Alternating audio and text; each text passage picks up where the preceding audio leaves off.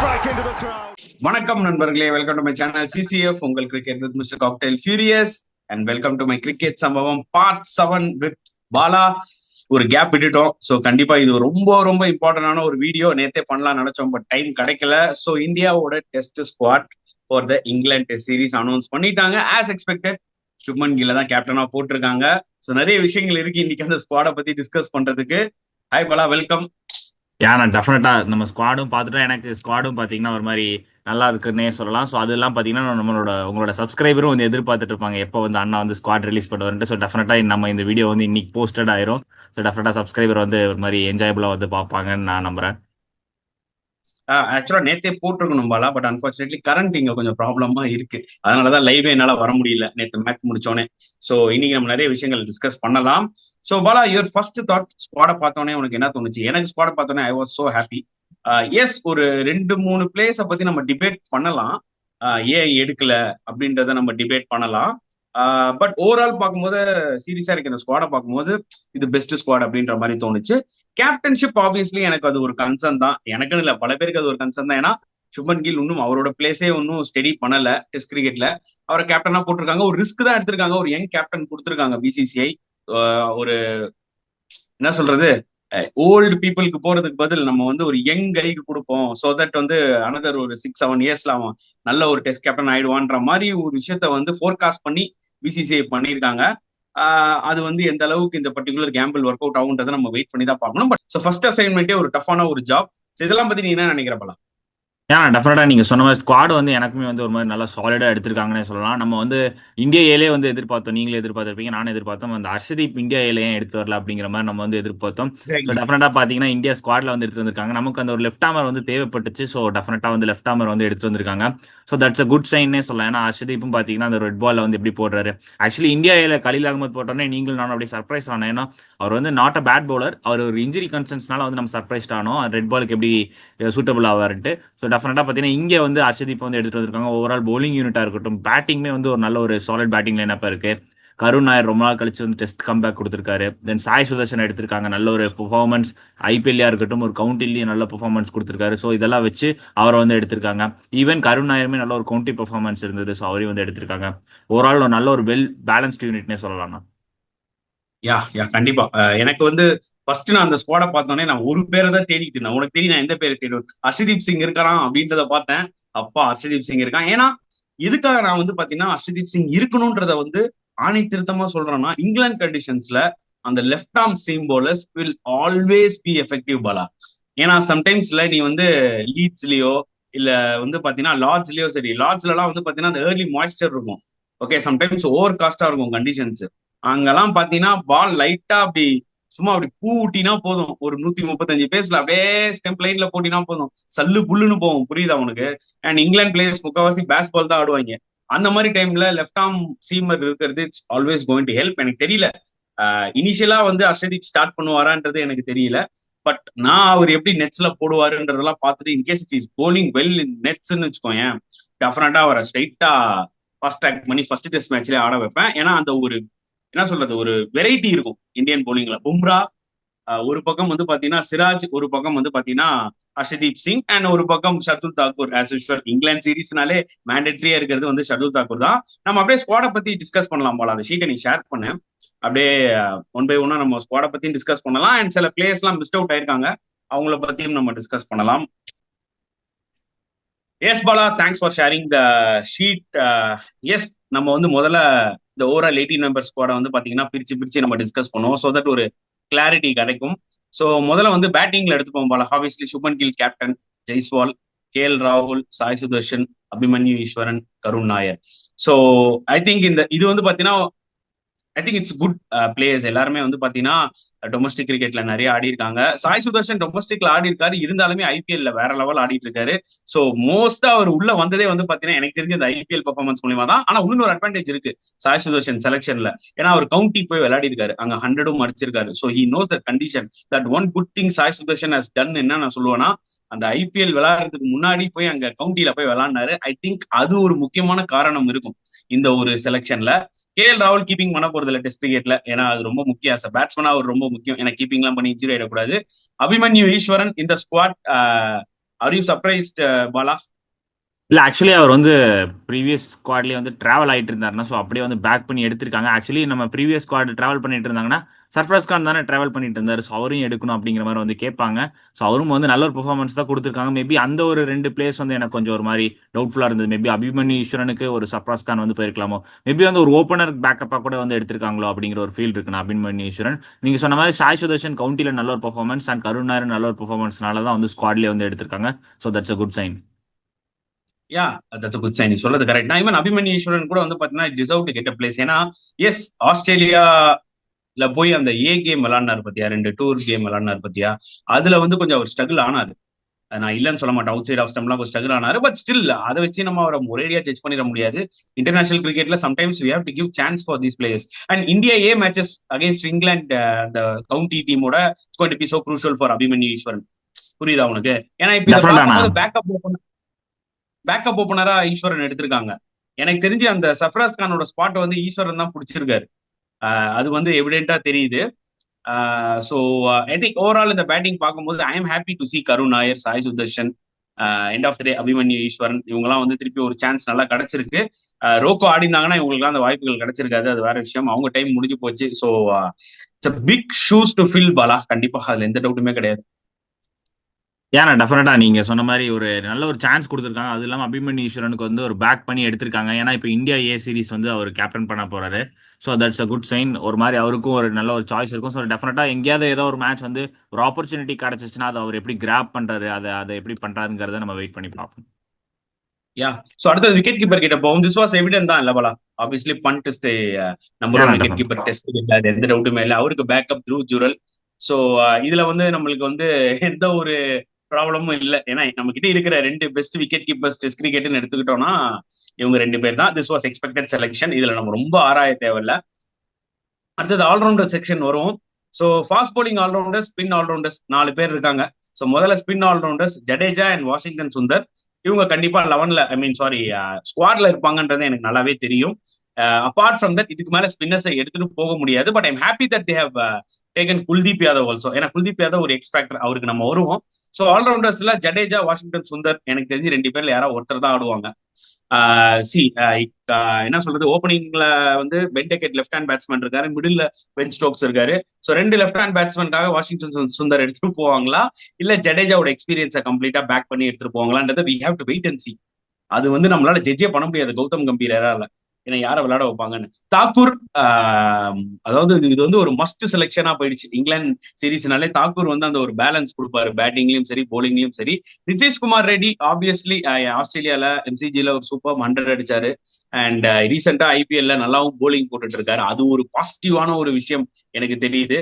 So Bala, இந்த all-rounders பத்தி நீ என்ன நினைக்கிற? நம்ம எக்ஸ்பெக்ட் பண்ண பிளேயர்ஸ் தான் எடுத்திருக்காங்க, அதுல ஒன்றும் பெரிய ஆச்சரியம் எதுவும் இல்ல. ஆனா பிளேயிங் லெவன்ல யார் சூட் ஆவான்னு நினைக்கிற? Is it possible Nitish and Thakur and Jadeja, or Nitish and Thakur and Washington Sundar 3 பேருமே இந்த ஒரு பிளேயிங் லெவன்ல விளையாட வாய்ப்புகள் இருக்கு நீ நினைக்கிறியா?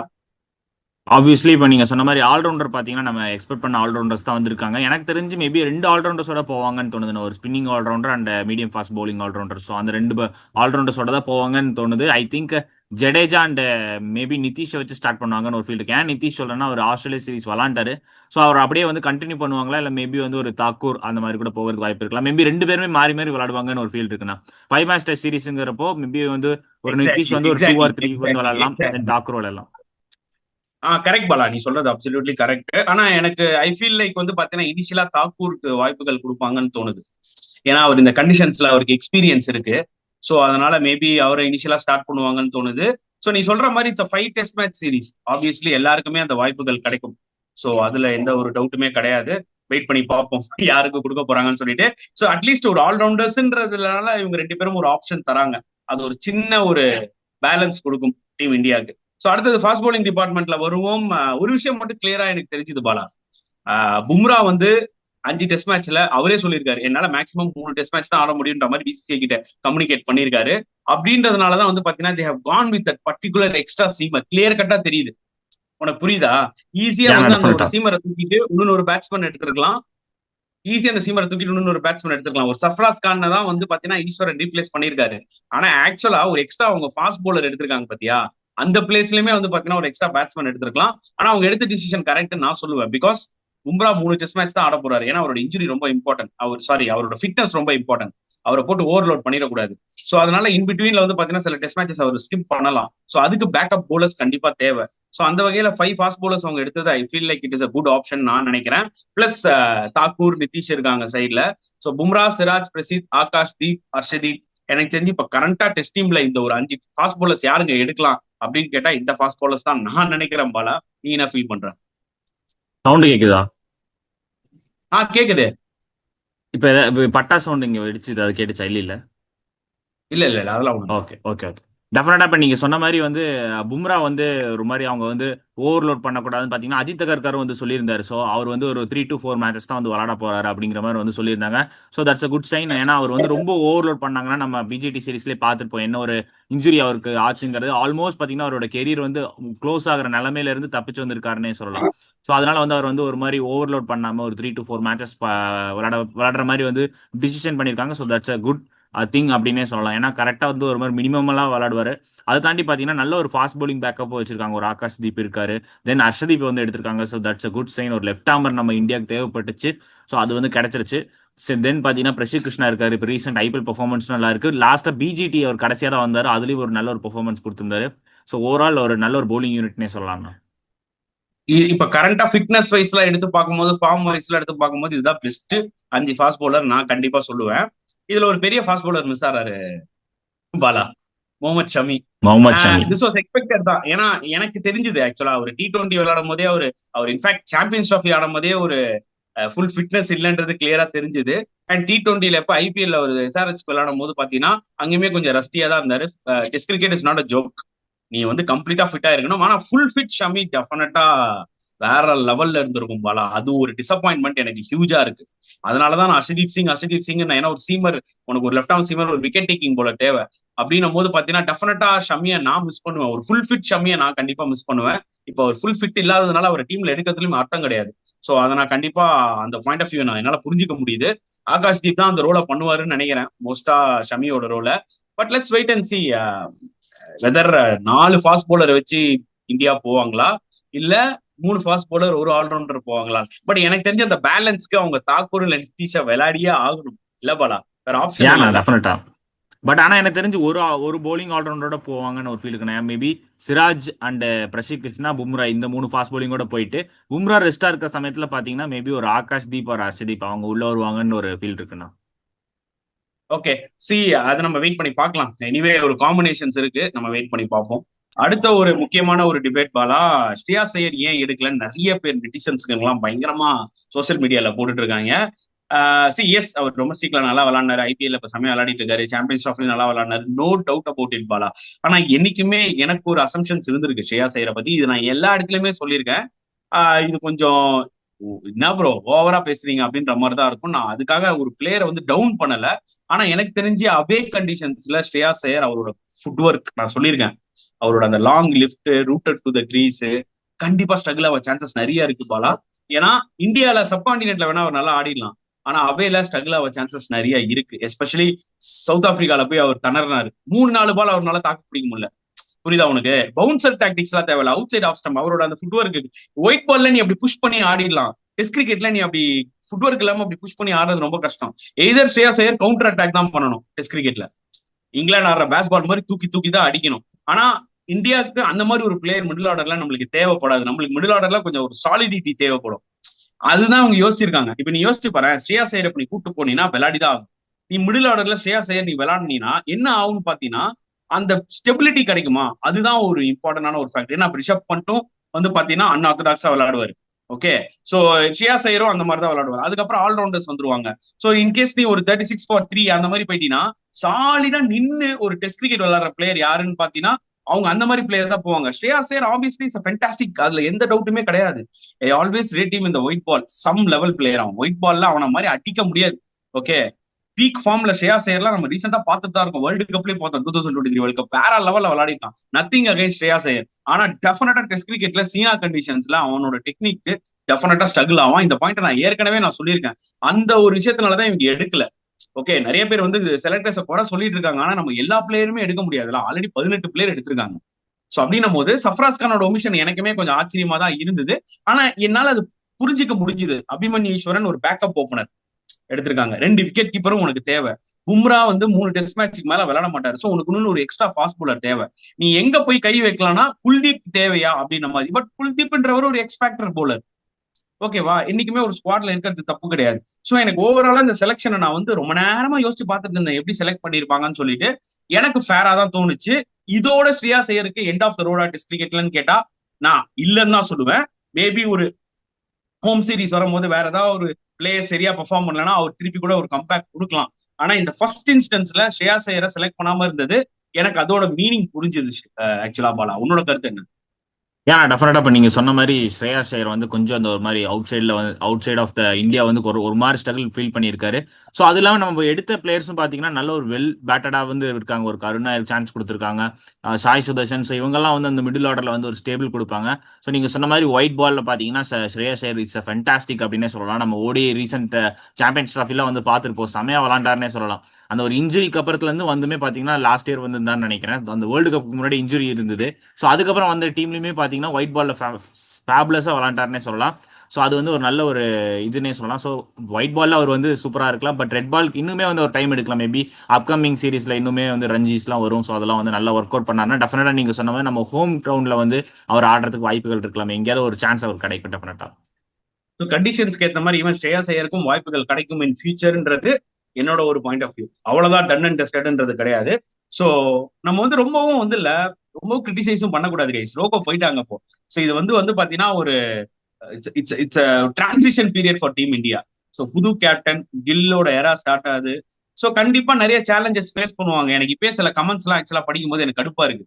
இன்ஸ்டாகிராம்லயோ இல்ல வேற வேற இந்தியா தோத்தாதான் தெரியும் ரோக்கோவோட அருமைன்னு. நான் என்ன கேட்கிறேன், யோ நீங்க இந்தியா ஜெயிக்கணும்னு பாக்குறீங்களா இல்ல இண்டிவிஜுவல் பிளேயர்ஸ் ஜெயிக்கணும்னு பாக்குறீங்களான்ற மாதிரி ரொம்ப வருத்தமா இருந்தது அதை பார்க்கும்போது. அடுத்த வருங்காலம் வரணும்ல. எல்லா பிளேயரும் 50 வயசு இருக்கும் விளையாடிட்டு இருக்க முடியாதுல்ல. இது இன்டர்நேஷனல் கிரிக்கெட், ஐபிஎல் கிடையாது. அதனால எனக்கு சம்டைம்ஸ் அது ரொம்ப நெகட்டிவா தோணுது. ஹோப்ஃபுல்லி வந்து பாத்தீங்கன்னா இந்த யங் பிளேயர்ஸ், இந்த யங் கேப்டன் கொஞ்சம் நல்லா பெர்ஃபார்ம் பண்ணி ஓரளவுக்கு நம்மளுக்கு பெருமையை சேர்ப்பாங்க நான் நினைக்கிறேன். என்ன பொறுத்தவரைக்கும் இந்த இங்கிலாந்து சீரீஸ்ல 2 டெஸ்ட் மேட்ச் இந்தியா வின் பண்ணாலே I will be so happy Bala. So இதுதான் வந்து என்னோட பாயிண்ட் ஆஃப் வியூ. ஸோ ஃபைனலா நீ சொல்லி முடி. நம்ம பிளேயிங் லெவன் பத்திலாம் நம்ம டெஸ்ட் மேட்ச்சுக்கு முன்னாடி நம்ம பேசலாம். ஏன்னா இப்ப நம்ம அது பேசுறதுல அர்த்தம் இல்லை. இப்ப நம்ம ஸ்குவாடை பத்தி தான் நம்ம மேஜரா டிஸ்கஸ் பண்ணணும். So final thoughts Bala. ஏன்னா டெஃபினட்டா இப்போ நீங்க சொன்ன மாதிரி கில் வந்து ஒரு அவுட் சைட் இந்தியாவில் வந்து புவர் ரெக்கார்டு வச்சிருந்தாலும் பட் ஸ்டில் பார்த்தீங்கன்னா ஒரு நியூ ஸ்ட்ராட்டஜிஸோட இந்தியா போறாங்க. ஸோ அது வந்து நம்ம வந்து பாராட்டியே ஆகணும். ஏன்னா ஸ்குவாடும் நல்லா இருக்கு. ஸோ அவருக்கும் ஒரு நல்ல ஒரு பேலன்ஸ்டு ஸ்குவாட் கொடுத்துருக்காங்க. அவர் எப்படி கேப்டன் பண்றாரு அப்படிங்கிறத வந்து பார்க்கணும். ஸோ இன்னும் அவர் ஃபர்ஸ்ட் கேப்டன் கூட பண்ணல. ஸோ அதுக்கு முன்னாடி இவ்வளோ கிரிட்டிசைஸ் பண்றது வந்து ஒரு மாதிரி அன்ஃபேர்னே சொல்லலாம். ஸோ எக்ஸாக்ட்லி அதுக்கு என்னோட பாயிண்ட் ஆஃப் வியூ அதுதான். ஏன்னா ஒரு 2 3 சீரீஸ் பார்த்துட்டு ஸோ அப்போ வந்து பெர்ஃபார்ம் பண்ணலையா, ஸோ அப்போ நம்ம வந்து அந்த ஒரு குறை சொல்றது வந்து ஓகேங்களாம். பட் இன்னும் ஸ்டார்ட்டே ஆகல, அதுக்கு முன்னாடி நம்ம சொல்றது வந்து தப்பு. ஸோ இதுக்கப்புறம் வந்து எனக்குமே ஆக்சுவலா கில் வந்து கேப்டனா கொடுத்தது வந்து அந்த அளவுக்கு எனக்கு அது கரெக்டா என்னன்னு தெரியாது பாலா. ஏன்னா நானுமே அந்த அளவுக்கு சாட்டிஸ்ஃபைட் இல்லை. நான் வந்து கண்டிப்பா அட்லீஸ்ட் நீங்க வந்து ஒரு கேஎல் ராகுல் போயிருங்க, இல்லனாலும் சரி ரிஷப் பண்ட் போறதுனாலும் போங்க. ஏன்னா பண்ட் ஒரு நல்ல ரெக்கார்டு வச்சிருக்காரு டெஸ்ட் கிரிக்கெட்ல. சோ கில் போனது வந்து பாத்தீங்கன்னா எனக்குமே வந்து ஐயோ இது செட் ஆகுமா இல்லையான்ற மாதிரி தான் தோணுது. ஆனா இப்ப போயாச்சுன்னும் போது நம்மளோட டீம் கேப்டனை நம்ம பேக் பண்ணி தான் ஆகணும் ஆஸ் அன் இந்தியன் ஃபேன்ஸ். அதனால அது ஒரு விஷயத்த நான் எல்லாருக்குமே கன்வே பண்றேன். So end of the day India ஜெயிக்கணும். ஸோ அதனால யார் கேப்டன் பண்ணாலும் எந்த ஒரு டீம் போய் பிளேயிங் லெவன்ல அங்க விளையாடினாலுமே அந்த டீமுக்கு நம்மளோட சப்போர்ட் அண்ட் பேக்கப் ரொம்ப important guys. So hopefully India வந்து பாத்தீங்கன்னா நல்ல ஒரு ஃபைட் கொடுப்பாங்க இங்கிலாந்துல போயிட்டு நான் எக்ஸ்பெக்ட் பண்றேன். So thanks Bala for joining to cricket சம்பவம் 7. ஸோ முடிஞ்ச வரைக்கும் எனக்கு தெரிஞ்சு வந்து பாத்தீங்கன்னா எல்லாமே நம்ம கவர் பண்ணிட்டோம். ஒரே ஒரு பிளேயரை நம்ம மிஸ் பண்ணிட்டோம். இப்பதான் எனக்கு ஸ்ட்ரைக் ஆகுது டக்குன்னு. உடனே கேட்டுருவாங்க என்ன ப்ரோ இவரை விட்டீங்கன்னு. அக்சர் பட்டேல். நிறைய பேர் புரிஞ்சுக்கணும் ஒரு விஷயத்த. அக்சர் பட்டேல் இந்தியாலேயே அவருக்கு வந்து பாத்தீங்கன்னா ஆப்பர்ச்சுனிட்டி கிடைக்க மாட்டேங்குது. வாஷிங்டன் சுந்தர், ஜடேஜா தான் போடுறாங்க. ஓகே இப்ப அஸ்வின் ரிட்டையர் ஆனதுனால அவரும் உள்ள வர சான்சஸ் இருக்கு. இந்தியன் கண்டிஷன்ஸ்க்கு பர்ஃபெக்ட் போலர் அக்சர் பட்டேல். ஓகேவா, ஏன்னா அடிச்சு அடிச்சு போடுவாரு. ஜடேஜாக்கே வந்து பாத்தீங்கன்னா பெருசா டேர்ன் இருக்காது. ஜடேஜா விட இவருக்கு ஒண்ணுமே பெருசா டேர்ன் இருக்காது. ஏன்னா அந்த ஆங்கிள் பண்ணி போடுற ஆளு, முடிஞ்ச வரைக்கும் இந்த ஆம் பால் போடுற ஆளு. சோ நம்ம இந்தியன் கண்டிஷன் செட் ஆயிடும் டேர்னிங் ட்ராக்ஸ்ல. அவேல வந்து பாத்தீங்கன்னா சீனா கண்ட்ரீஸ்ல அக்சர் பட்டேல் நீ விளையாடுறதுல அர்த்தமே கிடையாது. ஏன்னா அவருக்கு பிளேயிங் லெவன்குள்ளே வர முடியாது. நீ 2 லெஃப்ட் ஆர்ம் ஸ்பின்னர்ஸ் எடுத்துட்டு போக முடியாது சீனா கண்ட்ரீஸ். எதுக்கு குல்தீப் யாதவ் எடுத்துட்டு போயிருக்காங்கன்னா அது ஒரு வெரைட்டிக்காக தான். இதுவும் நான் மக்களுக்கு ஐ மீன் கன்வே பண்ண விரும்புறேன். ஏன்னா நிறைய பேர் அக்சர் பட்டேல் இருந்தாங்க. இதை நான் ஏற்கனவே சொல்லியிருந்தேன். அக்சர் பட்டேல் உள்ள வர வாய்ப்பே கிடையாது ஸ்குவாட்லன்றது என் லைவ்லயே சொல்லியிருப்பேன். சோ இந்த பாயிண்ட் ஆஃப் வியூவோட என்னோட வீடியோ நான் முடிக்கிறேன் Bala. Thanks Bala for coming into cricket சம்பவம். ஸோ ஹோப்ஃபுல்லி இந்த வீடியோ தேங்க்ஸ்ண்ணா. நிறைய பேர் பிடிச்சிருக்கும்னு நினைக்கிறேன். தேங்க்யூ. யா ஸோ கைஸ், உங்களோட கருத்துக்களை மறக்காம கமெண்ட் செக்ஷன்ல போடுங்க. வீடியோ பிடிச்சதா லைக் பண்ணுங்க, ஷேர் பண்ணுங்க, முடிஞ்சா சப்ஸ்கிரைப் பண்ணுங்க. ஸோ அடுத்த கிரிக்கெட் சம்பவம்ல நான் உங்களை சந்திக்கிறேன் with Bala, if possible with Sabarish. So thank you guys, bye bye Bala. தேங்க்யூண்ணா.